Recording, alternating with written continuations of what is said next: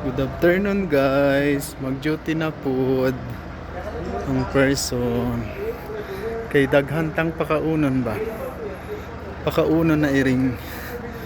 Charot lang. Inuwian ko lang siya ng mga leftovers.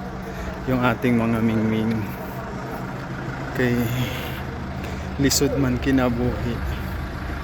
Nilalaban lang ta. Mayong hapon sa Tanang Bisaya. Marunong na ako mag-Bisaya guys. Thank you guys for watching. Papasok ako sa trabaho. Mainit yung sikat ng araw pero sa kwarto malamig. Dito malamig yung hangin sa labas.